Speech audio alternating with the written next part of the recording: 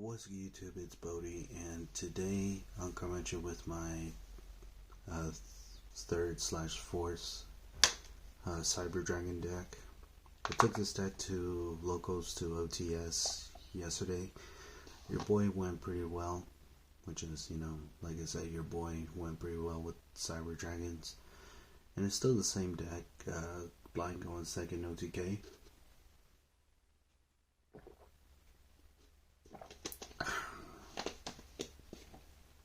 So yeah, I took this deck to OTS, and I went pretty well with it. And I'd say it's a really good rogue deck to play around. Just but the new cards, I forgot what's the name of the card. I forgot what's the name of the set. I think it's called Justice Hunters or whatever that is. There's some really good canine, new canine monster. New canine cards that can actually grind with Cyber Dragons, but I don't know. Just give me some time. If this deck can play around, if I can have my hands on canine cards, then I'll probably would mess around with canine Cyber Dragons or Cyber Canine Killer. But this deck is still an anti-meta killer because Clockwork Knight is still a card. Just make everything feel as machines. So, let's go into some of the main. Obviously, I still play the 3 Cyber Dragons. The 1 German Garter. The deck list is still the same. So, 3 is still mandatory.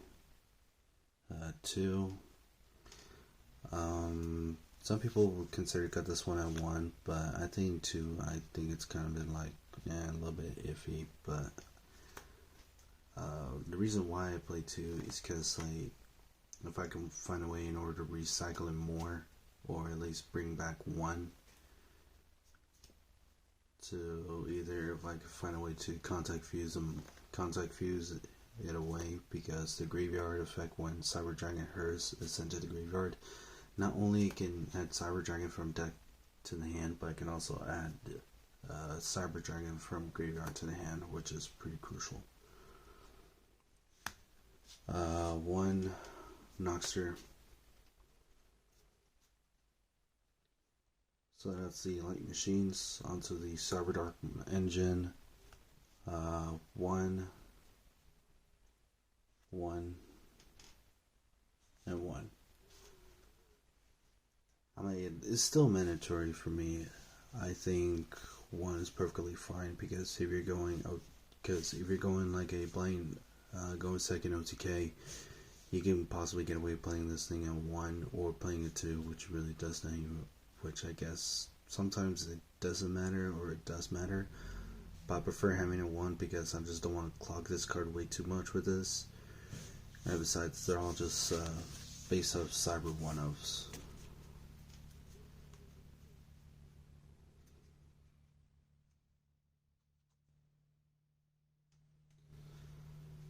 Alright, next is the 1 Theron King Regulus, because we still play the Clockwork Knight continuous spell, because we get to search it a Earth Machine monster, and that's our only Earth Machine target. And the hand traps, I really do not like playing hand traps as much, but as much as I see the Molchani cards, they're always high profitable because I mean you're still playing the Molchamis no matter what, like for this deck. So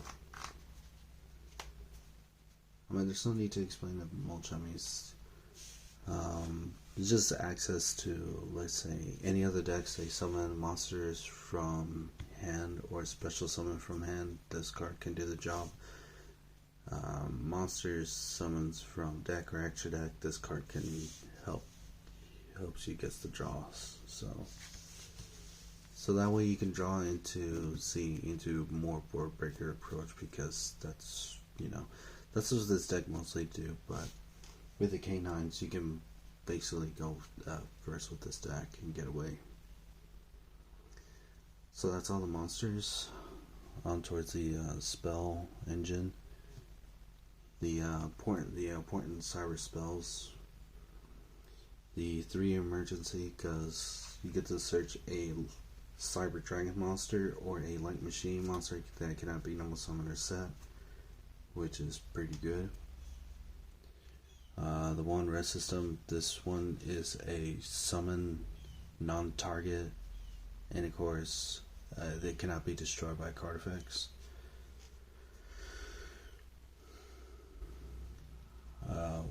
One cybernetic horizon. This one, foolish burials. This card allows you to send 1 monster from hand and 1 from the deck that mentions cyber, and of course you get to search a dark dragon or a light machine cyber monster from deck to hand, and of course you get to send a fusion monster from your extra deck to the graveyard if this card fully resolves.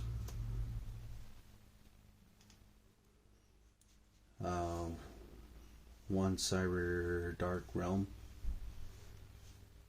Still important card. I still play it. And finally, 2 copies of Clockwork Knights. Like I said, floodgate your opponent with Clockwork Knights is still good, like 100%. So make everything feel the machine. Summon Cyber Dragon. If the opponent does not respond to summon Cyber Dragon, then you just like contact fuse them all away, because this becomes as machines. And of course, to make Fortress Dragon, which is insane with this deck.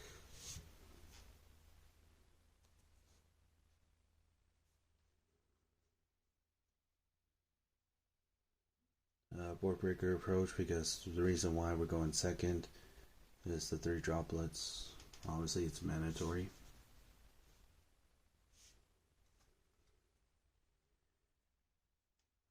Next, 2 Ultimate Slayers. It's still high profitable because, like I said, you're going second, you're trying to break boards. That's what the deck mostly can. Anti-hand traps, 1 call by.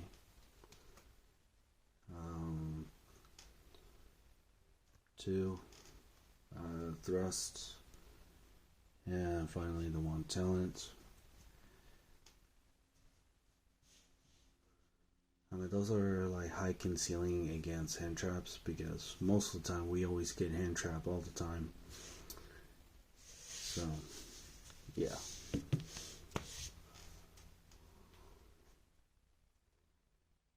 The win button cards, the 1 power bond, because this card is now searchable with Cyber Dark Chimera.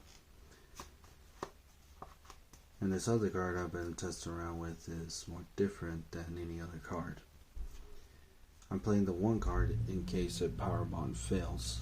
I play Evolution and Burst, because the reason why I play this is because I get to add Overload Fusion from my deck to my hand. And this 1 monster I did mention about is Chimera Tech Overdragon, which that card is definitely a very dangerous monster, which I'll explain to you why I play that card. So an Evolution Burst allows you to add Overload Fusion. What people don't know is, if I activate Overload Fusion by banishing 6 or more materials, not only the fusion monster can attack the number of times of your opponent's monsters, but it can also additional get attacks too, which is high concealing scary. So that is the round of 40.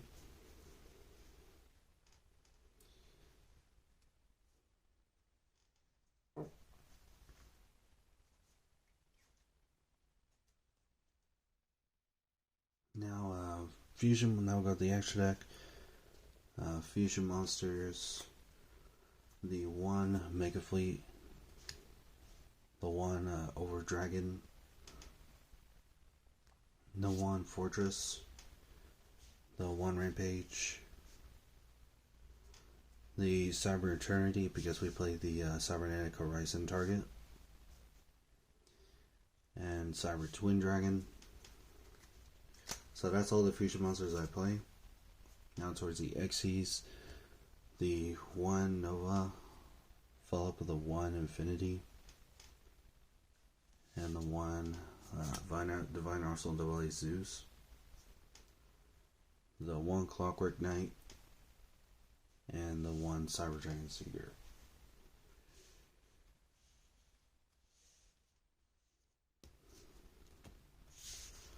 So that's the important cards in for the main extra decks. So now on towards the Ultimate Slayer targets. The 1 Garura, just in case if any branded decks or any other fusion decks or any other rogue deck like against heroes or Lunar Lights or like I say, either branded heroes or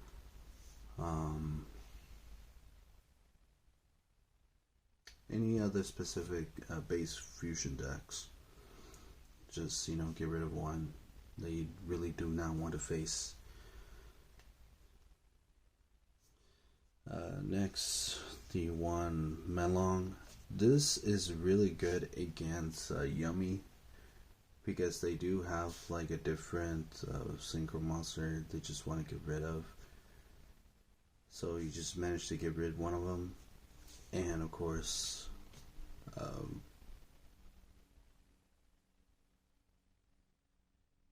just get rid of them, bounce it back into the deck, or bounce it back into the hand. And this one allows the target 1 face-up card on the field and return it back to the hand, which is really good. 1 aggregator against Rise Eels, which I really do not like Rise Eels as much. And finally, the 1 against link-based decks, the Trabrigade Fairship, the Baron Blossom.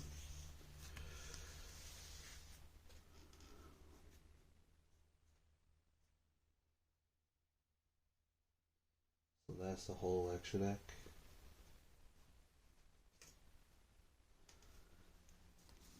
Now on towards the side. It's a little bit more different, but most of them, they're still the same, such as the trolls, the artifact package, only 3 Lancias against Malice for whatever what reasons. And finally, the other 2 cards that I did mess around with is, of course, the 1 Kaiju. It's because the towers that Lunar Lights they have it's pretty much like a problematic that I can't get rid of. So the 1 Kaiju can solve its problems. Follow up with the Repair Plant because this card is searchable with Cyber Dragon Core. Because it allows you to add, if you have Cyber Dragon in your graveyard, you can add 1 Light Machine Monster. You can add one of the 2 effects. You can target 1 Light Machine Monster in your graveyard, return it back to the deck, and the other one, of course, you can add 1 Light Machine Monster from your deck to your hand. But if you have 3 or more Cyber Dragons in your graveyard, you can apply 2 effects at once, which is insane. Next, Blowout going first.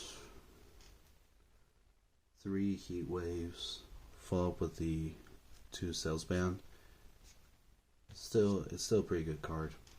Salesbound is still a good card. Another block going first, the 1 Cybernetic Overflow, and the 1 Rivalry. This is good against Raizo Mitsurugi in case if they get under Droll, because some of the imports they can end up with either Baguska, because if I know if they end it with Baguska, and if they try to summon any other monster, I will just like flip this up. Good luck. Because Rivalry of the Warlords, get, of course, each player has to control one type of monster, and of course send all face of monsters they control to the graveyard. This card is really, like I said, this card is very good against any other decks if they control different types. Like, if they're playing only one type, which doesn't really matter, but Rivalry is really good. So yeah, that is basically the whole entire Cyber Dragon deck that I got either 3rd/4th with this deck, and I'm very proud playing Cyber Dragons again. I'll be taking this deck for I'll be taking Cyber Dragons one more time, and hopefully I'll do well over on regionals, because it's definitely a really big opportunity for me to show how Cyber Dragons can work, and possibly OTK my opponents as well. So anyways, thank you guys so much for watching, and of course this is Bodhi YGL signing off.